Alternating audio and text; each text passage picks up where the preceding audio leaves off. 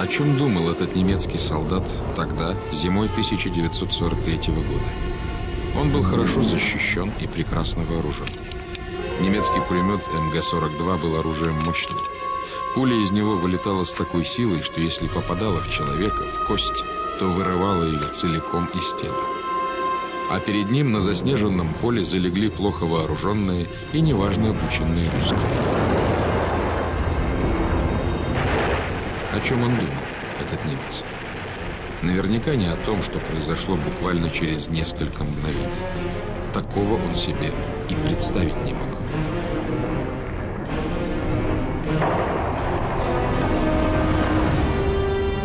«23 февраля 1943 года гвардия рядовой 254-го гвардейского стрелкового полка Александр Матвеевич Матросов в решающую минуту боя с немецко-фашистскими захватчиками за деревню Чернушки, прорвавшись к вражескому дзоту, закрыл своим телом амбразуру, пожертвовал собой и тем обеспечил успех наступающего подразделения».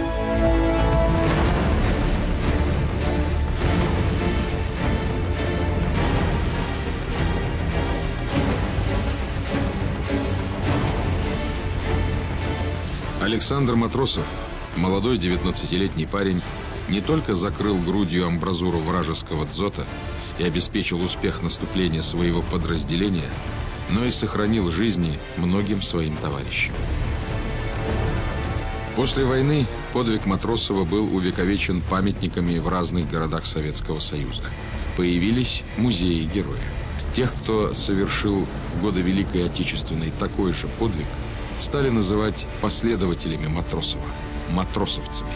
Имя Александра Матросова рядом с именами Зои Космодемьянской, Олега Кошевого, генерала Карбышева на долгие десятилетия стало нарицательным. Один из этих устойчивых подвигов, наряду там с 28 гвардейцами панфиловцами, 5 моряками-севастопольцами, был подвиг Александра Матросова, который якобы совершил его 23 февраля 1943 года. Ну, значит, я стал разбираться, смотреть, какая есть литература по этому вопросу. Выяснилось, что дело насчет обстоятельств достаточно темное. Имя героя звучало по всей стране. Однако еще в 70-е годы стали распространяться слухи, что Матросов не мог совершить такой подвиг в то время и в том месте, которые указаны в его официальной биографии. А в последние годы в прессе замелькали статьи, в которых под сомнение ставилось все, связанное с Александром Матросовым. Имя не то, биография вымышлена, дата подвига ошибочна, факт подвига маловероятен. Газетные статьи не были голословными. В них в качестве доказательств приводились официальные, неизвестные ранее документы.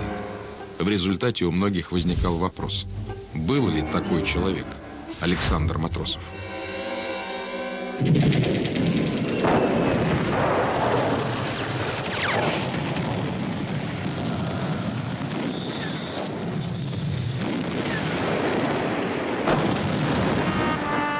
Строки официальной биографии, которая была опубликована во всех энциклопедиях и справочниках, приведена в учебниках и описана в произведениях художественной литературы.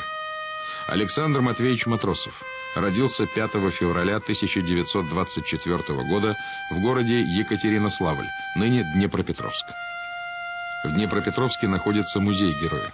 Вполне логично в поисках истины начать с музея, чтобы именно там узнать подробности первых лет жизни Саши Матросова.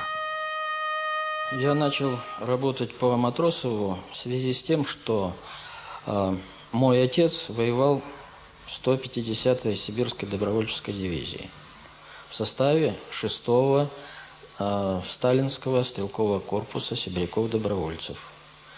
В составе этого же корпуса была и 91-я бригада, в которой, собственно говоря, в течение 3 дней буквально воевал и Матросов.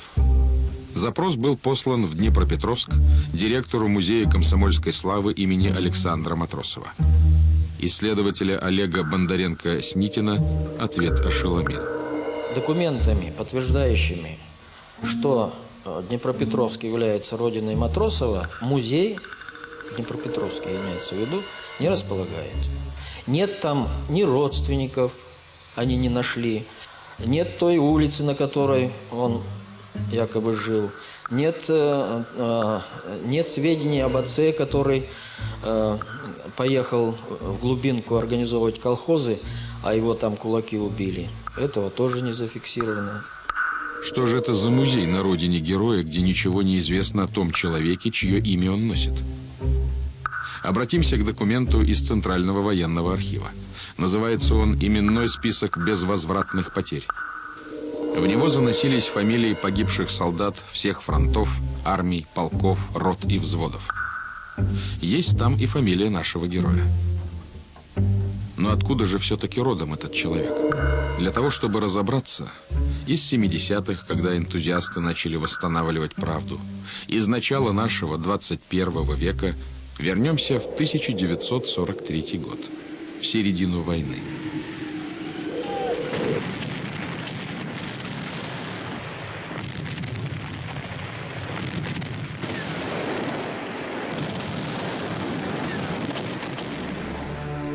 В начале 43-го еще никто не мог сказать точно, когда и чьей победой завершится война. Советские войска только-только перешли в наступление при острой нехватке и техники, и продовольствия, и, главное, вооружения.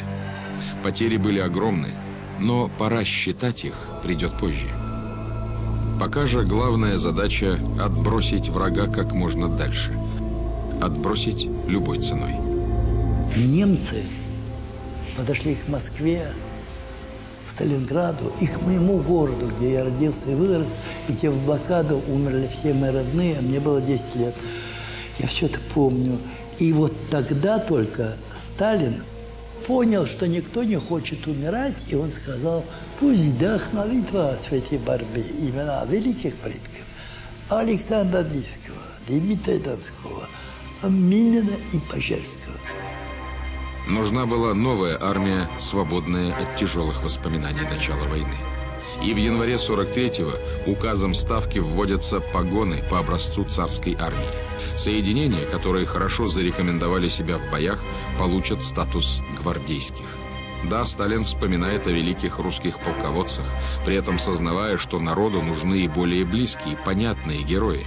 Такие, которые могут стать примером для подражания в меняющихся на глазах условиях войны. Наверное, именно в это время к Сталину попали бумаги Александра Матросова. Судя по всему, это заслуга командующего Калининским фронтом Андрея Ивановича Еременко. В должность он вступил вскоре после гибели Александра Матросова.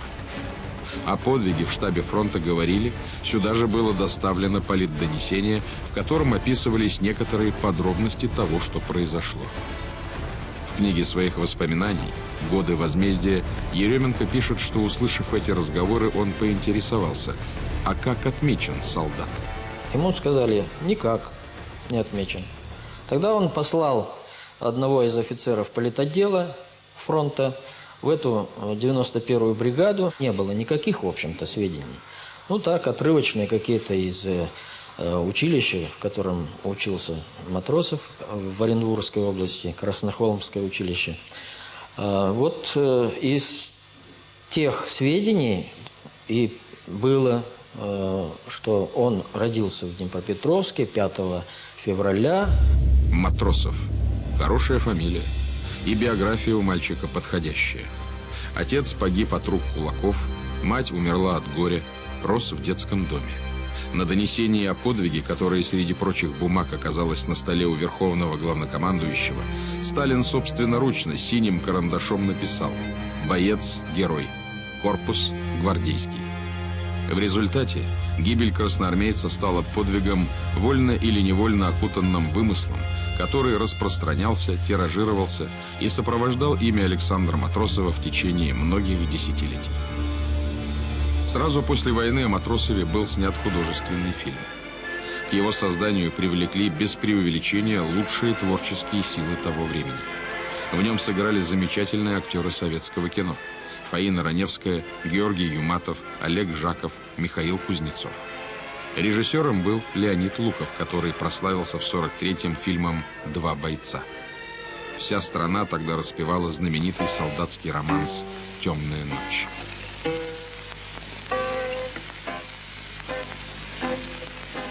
Темная ночь, только пули свистят по степи, только ветер гудит в проводах, тускло звезды мерцают.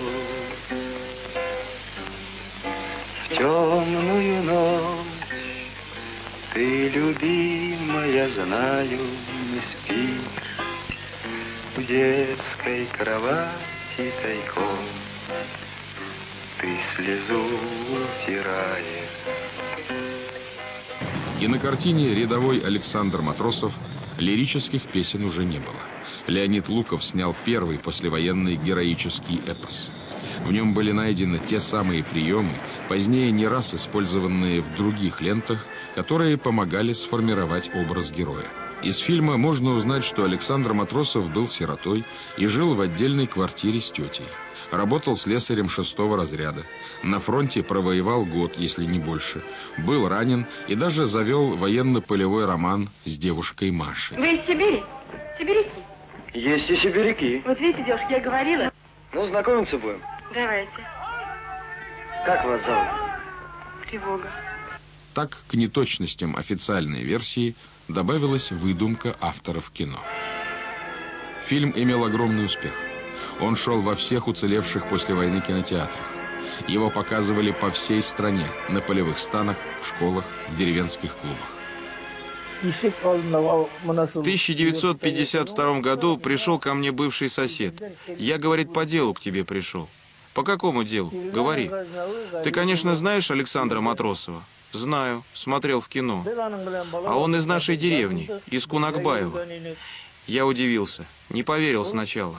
А он настаивает, ведь он наш, Шакирьян, сын старика Юнуса. Фуат Асадуллин, сам герой войны, в словах соседа усомнился. Неужели действительно так? Стали поднимать архивные документы деревни Кунакбаева. Нашли выписку, в которой перечислены члены семьи Шакирьяна Мухаметьянова. Против имени мальчика приписано «выбыл». А куда выбыл? Да и один ли это на самом деле человек? Шакирьян Мухаметьянов и Александр Матросов. Расспрашивали односельчан. Искали тех, кто помнил семью Шакирьяна и его самого. Я убеждена, что Матросов – это Шакирьян Мухаметьянов. И подтверждаю это. О том, что Александр Матросов родился в деревне Кунакбаева, я впервые услышал в одной из командировок, в поезде, от председателя Кунакбаевского сельсовета. Было это в 1986 году. Он подошел и сказал: почему вы, журналисты, не пишете о том, что Александр Матросов на самом деле Шакирьян Мухаметьянов из деревни Кунакбаева?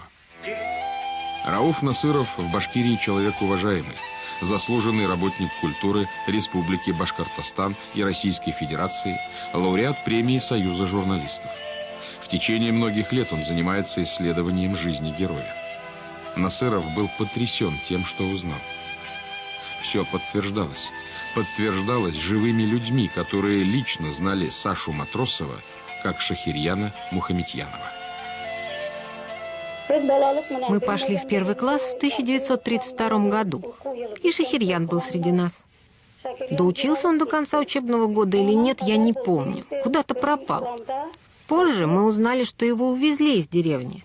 Куда-то в детский дом. Но можно ли до конца верить этим утверждениям? И как докопаться до истины? Ведь исследовать биографию сироты, который появился на свет в 20-х годах прошлого века, да еще в России, которая только приходила в себя после революции и гражданской войны, все равно, что искать иголку в стоге сена. Фамилию, насколько я представляю, ему, скорее всего, присвоили в детдоме. Я просто по опыту знаю историка, что когда вот тебе надо установить конкретную личность или конкретное тождество двух личностей там, с разными фамилиями, эта задача часто посложнее, чем написать какую-то фундаментальную академическую биографию. Для того, чтобы, так сказать, доказать тождество двух людей, то должны быть хорошие, качественные фотографии, годные для идентификации, относящиеся примерно к одному возрасту. Фотографии? Что ж, в нашем деле они есть. Вот это была сделана 2 сентября 1932 года, и на ней запечатлены жители села Кунакбаево. В первом ряду, второй слева, стоит маленький Шакирьян Мухаметьянов. Это подтверждают жители села, все, кто его помнит. Фотографию, а вместе с ней еще 3, те, на которых, вне всякого сомнения, снят Александр Матросов, направили в научно-исследовательский институт судебных экспертиз Министерства юстиции.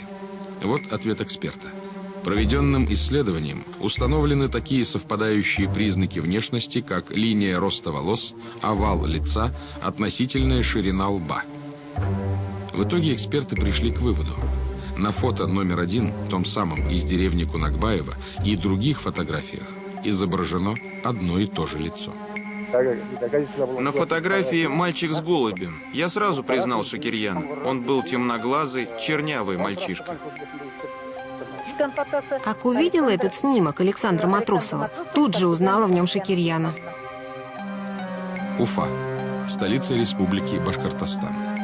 Здесь, в Учелинском районе, и расположена деревня Кунакбаево, жители которой в портретах Александра Матросова узнали своего односельчанина. Они даже памятник ему в деревне поставили. На постаменте написано «Герой Советского Союза Александр Матросов», а ниже, в скобках, Шакирьян Мухаметьянов. Но как и когда Шакирьян Мухаметьянов стал Александром Матросовым? Снова обратимся к выписке, которую выдал Государственный архив Учелинского горсовета, где против имени мальчика написано «Выпал». Из рассказов местных жителей стало ясно, что приблизительно в 1932-33 году соседи отвезли Шакирьяна в детский дом. Мать его умерла, отец не работал, попрошайничал, сильно пил. В доме мальчика, который представлял собой неухоженную землянку, было холодно, нормальная еда отсутствовала. Поначалу Шакирьян попал в детский дом в городе Мелекес. Но там с мальчиком, который по характеру отнюдь не был ангелом, не справлялись. И в 1935 году его перевели в другое детское учреждение. Матросов прибыл в Ивановский детский дом в ноябре 1935 года, и при записи его регистрации он числился бесфамильный.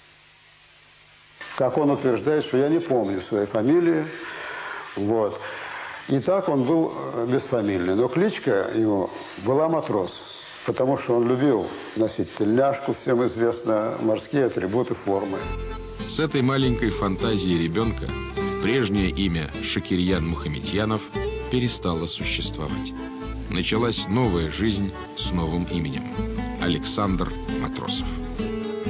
Но в стране в то время проходила кампания наведения порядка по паспортизации, по ликвидации беспризорности, безнадзорности. Александр Матросов, его еще не было фамилии, записали ему, поскольку кличка была Матрос, значит, записали ему Матросов. Вот она, копия того самого свидетельства о рождении, которое было выправлено в Ивановском детском доме в 1937 году. А вот корпус, в котором почти 7 лет жил будущий герой Советского Союза. Сегодня он сохранился только на пленке. Не так давно дряхлое строение снесли. За время своего пребывания в Ивановском детском доме Матросов несколько раз приезжал в родную деревню. Последний раз это произошло в 1941 году.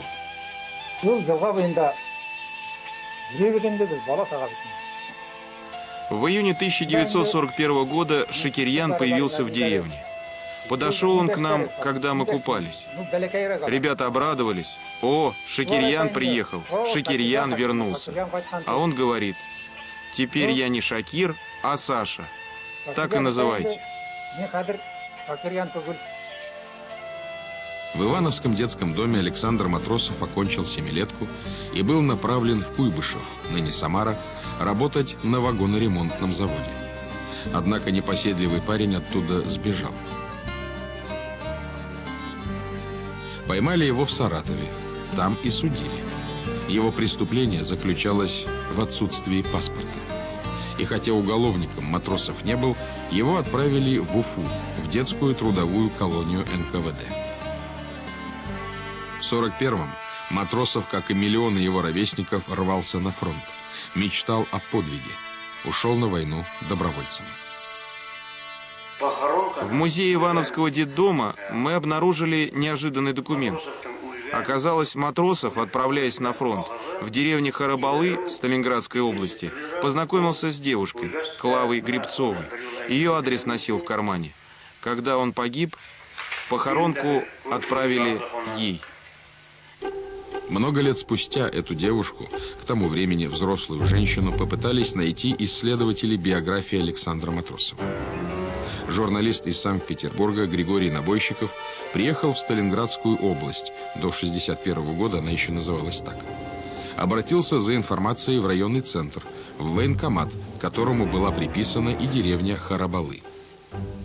А ему военком сказал, не надо с ней встречаться, она дискредитирует имя Героя Советского Союза Александра Матросова. И она нигде не фигурирует. Ведь ни в одной книге, ни в одном документе ее нет. А адрес ее оказался вот в шинели Александра Матросова. Кроме адреса девушки, в кармане гимнастерки обнаружилось и письмо, которое ей не успел отправить Матросов. Он писал: «Хочу умереть лицом на запад». Так и случилось. Только произошло это не 23 февраля 1943 года, как официально прозвучало на всю страну, а 27 февраля, как следует из неизвестных прежде документов. Я и отправился в архив Министерства обороны. Вел там рабочую тетрадь. Все записи достоверные абсолютно, с документов взяты. И в этих документах я нашел еще два документа. Это карточка Героя Советского Союза Александра Матвеевича Матросова, номер Р-10. Р-10. Она хранится в 9-м отделе архива, Центрального архива. И список безвозвратных потерь 2-го батальона 91-й отдельной стрелковой бригады. Мы получили разрешение снять документы, которые хранятся в городе Подольске в Центральном военном архиве.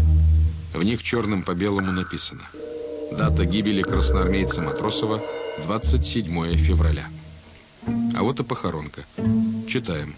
Матросов Александр Матвеевич в бою за социалистическую родину погиб 27 февраля 1943 года. Но в газетных статьях, энциклопедиях, школьных учебниках так и осталось.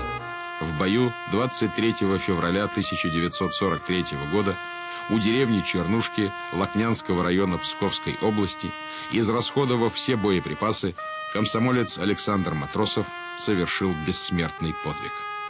В Великих Луках, где расположен мемориал героя и захоронен его прах, на памятнике аршинными цифрами выбита та же дата – 23 февраля. В боевом листке, который вышел на экраны вскоре после гибели Александра Матросова, имеются очевидные следы исправлений. Обратите внимание, там, где диктор должен был назвать конкретную дату подвига, звук затерт. Диктор словно спотыкается в самом начале фразы. Сломать эту стену, казавшуюся неприступной. 1943 года, в решающую минуту боя за деревню Чернушка, наступающий взвод был прижат к земле огнем из вражеского дзота.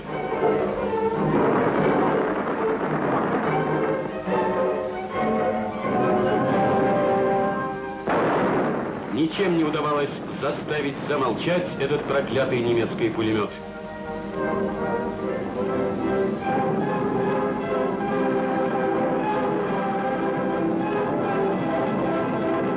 Тогда поднялся воин-комсомолец Александр Матросов. Подправили и наградной лист, в котором сообщается о присвоении Александру Матросову звания Героя Советского Союза.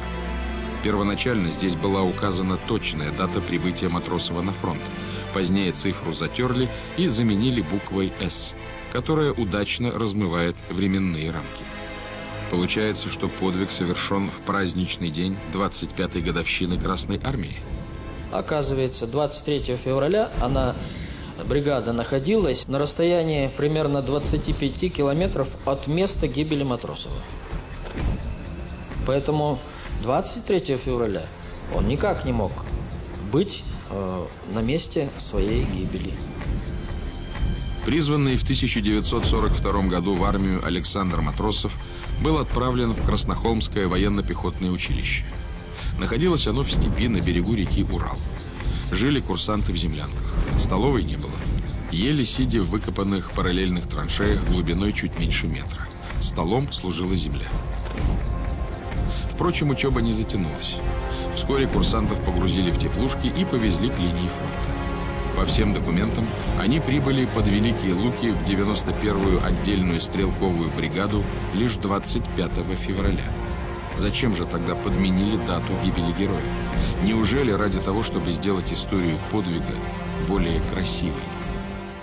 Но вы знаете, я не могу осуждать тех, кто вот сделал эту дату 23 февраля. И даже скажу почему. Потому что это вообще любовь и уважение к нашей армии. Армия, которая защищала. Ведь прежде всего на защиту стоит армия. И пусть вот будет такой вот подарок всем, всей Красной Армии, что этот подвиг именно 23 февраля. Спустя годы, когда информация о подмене настоящего имени Александра Матросова и других поддельных деталях его биографии была обнародована, на многих исследователей жизни героя обрушились потоки злобных публикаций. Ветерана войны Рауфа Насырова обвиняли в махровом национализме, полковника запаса Олега Бондаренко-Снитина в позорном желании ради собственной популярности свергнуть с пьедестала человека, на героическом примере которого выросло не одно поколение. Обвинения были несправедливы, но энтузиасты продолжали поиск, желая только одного – пролить свет на личность героя, уточнить детали его подвига. От того, что мы восстанавливаем какие-то реальные обстоятельства боев, подвигов, ничего здесь худого нету, и ни на чью память, в общем-то, мы не покушаемся. Уточняя дату гибели героя, восстанавливая хронологию событий, удалось развеять ползущие еще со времен войны слухи. Александр Матросов был штрафником, чуть ли не уголовником, и на амбразуру дзота бросился под дулом смершевца. Основанием для таких слухов стало то, что 91-я бригада была сформирована НКВД, и в ее составе было немалое количество раскулаченных, трудопоселенцев и заключенных.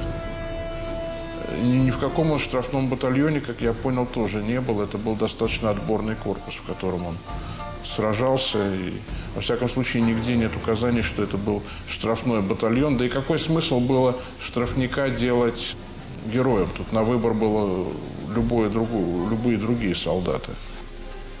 Вот обнаружена и еще одна маленькая деталь правды. Правды, затерянной в хаосе войны, подтасованной временем и властью. Но миф, который прочно укоренился за десятилетия в памяти народной, с трудом уступает дорогу истине. Специальным приказом Реввоенсовета страны было написано, что мы должны создать такой музей, который рассказывает о его славе. И специально с фронтов привозили нам экспонаты. Так вот, у нас в музее действительно хранится автомат Матросова, с которым он шел в свой последний бой. И на нем просто накорябано его же товарищами погиб смертью храбрых герой Советского Союза, рядовой Матросов и окровавленный комсомольский билет. Это не сказки. Действительно шли в бой, имели комсомольские или партийные и красноармейские книжки. Клянемся тебе, наша славная Родина, что мы утроим силу наших ударов, уже испытанных врагом под Белым, Великими Луками, Лопней.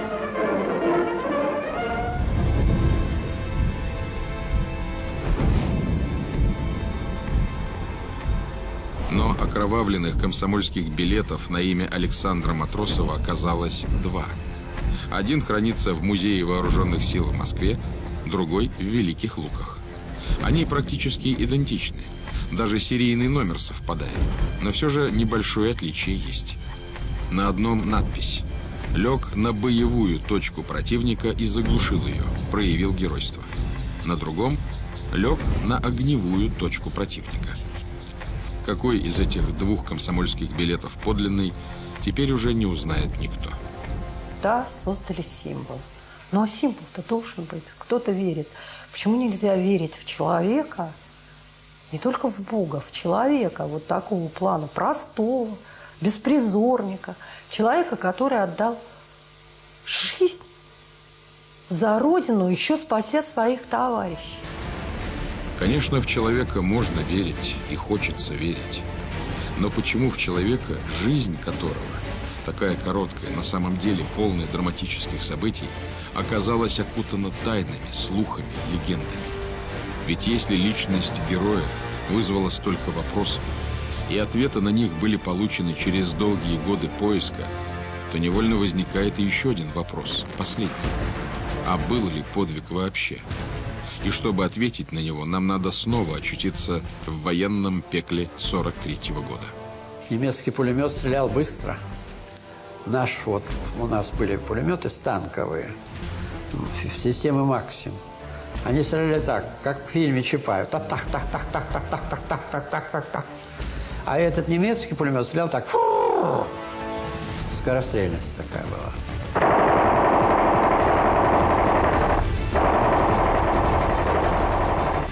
Сталинградская битва переломила ход войны. Немцы отступали, окапывались, строя укрепления. Если в 1941-м главным врагом русского солдата был фашистский танк, то теперь, в 1943-м, им стал дзот.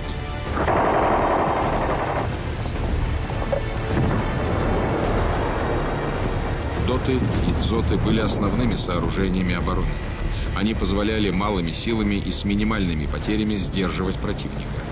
Доты, долговременные огневые точки, строились из бетона в стратегически важных местах. При строительстве дзота в ход шли бревна, которые укреплялись землей. Его можно было соорудить быстро и в любом нужном месте. Автоматная или пулеметная пули стены его не пробивали.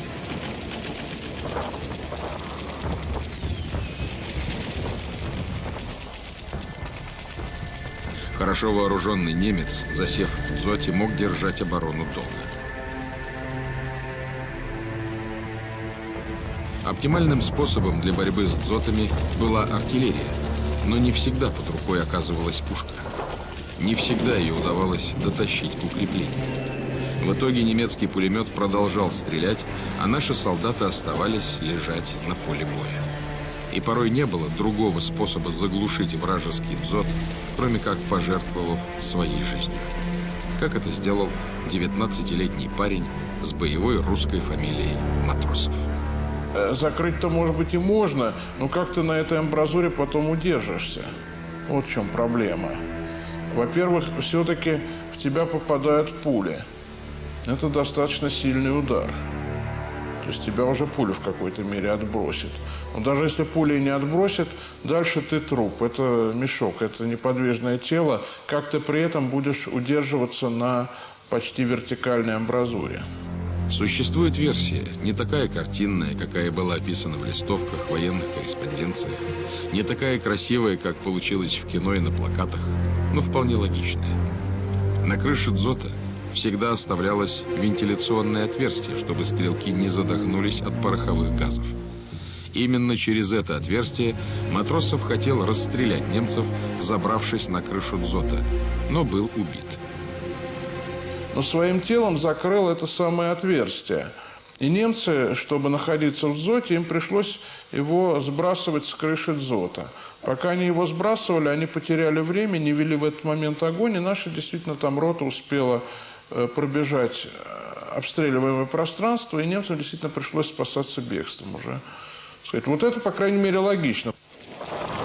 И чтобы внести ясность в последние возникающие сомнения, попробуем восстановить в известных нам подробностях то, что произошло 27 февраля 1943 года.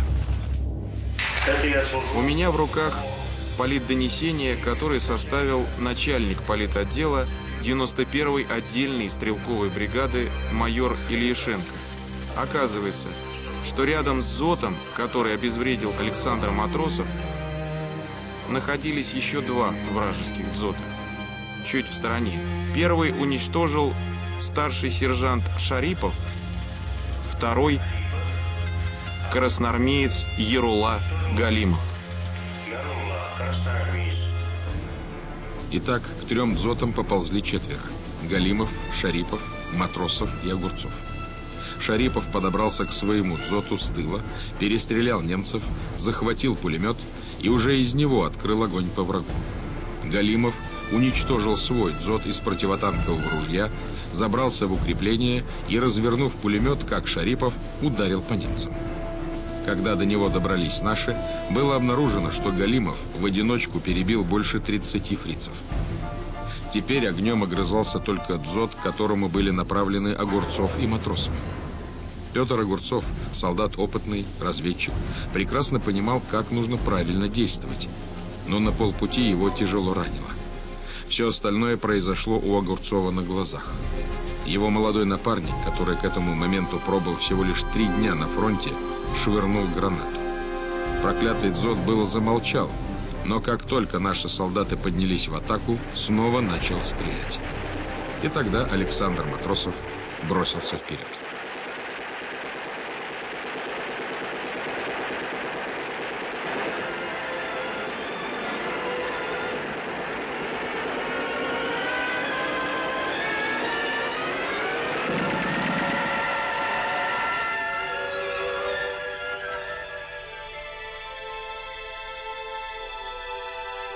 Позднее был написан приказ номер 40 о награждении группы воинов, которые отличились в этом бою. Старший сержант Шарипов был награжден медалью за отвагу. Рядовой Галимов, который уничтожил дзот и более 30 вражеских солдат, орденом Красной Звезды. Матросову было присуждено звание Героя Советского Союза. Правда, это произошло позднее.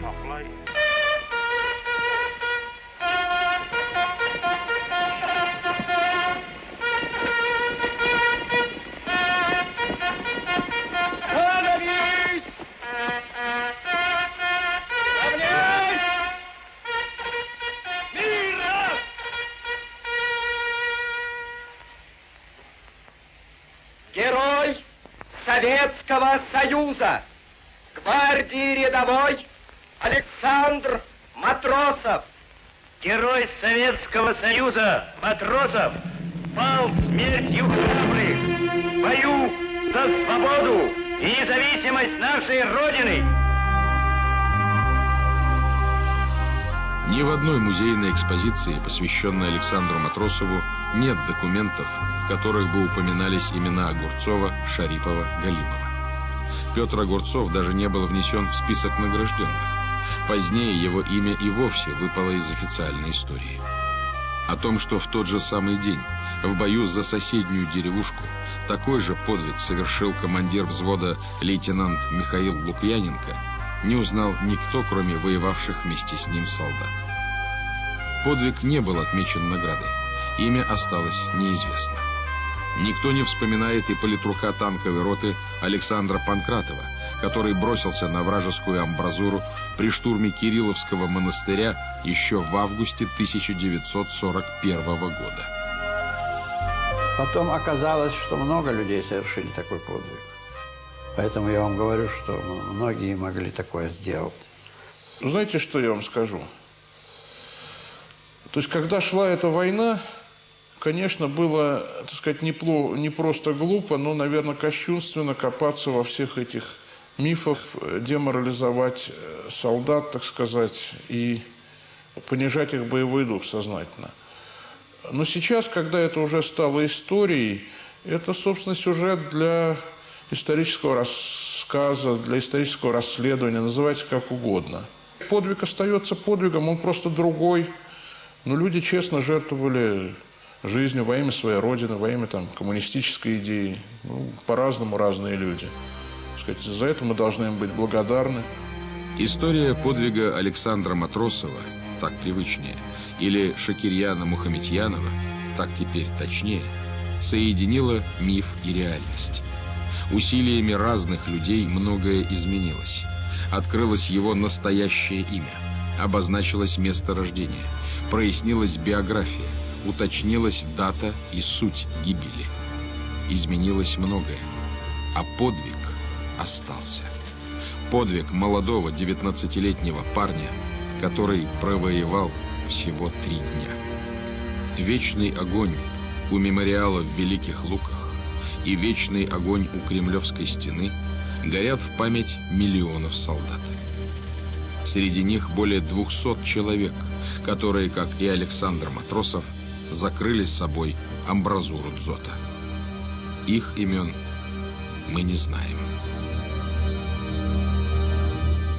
Вчера вдруг опять написал стихотворение о войне.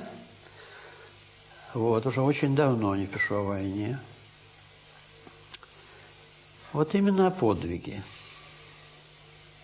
О моем подвиге. Оно коротенькое, я вам почитаю. А я был винтик на войне, когда страна моя сражалась. Простой солдатик, и на мне война конкретно не держалась. 4 лета и зимы мы наступали, отходили. Мой личный подвиг в том, что мы пришли в Берлин и победили. Говорят, на земле был Бог, говорят, Он учил добру, а у нас целый взвод полег, где служил старшиной мой друг. Он теперь не живой лежит, а вчера мне успел сказать: ах, как хочется, братцы, жить, ах, как страшно здесь помирать. Эх, Алешка, дружок ты мой, хулиган, безотцовщина, завязавший неравный бой за Рязань да Тамбовщину. Я возьму в Санпате спирт, да налью за помин души, пусть его позывной хранит тишина вековых вершин. Только Русь васильком воржи будет тризну по нем справлять. Ах, как хочется, братцы, жить, ах, как страшно здесь помирать.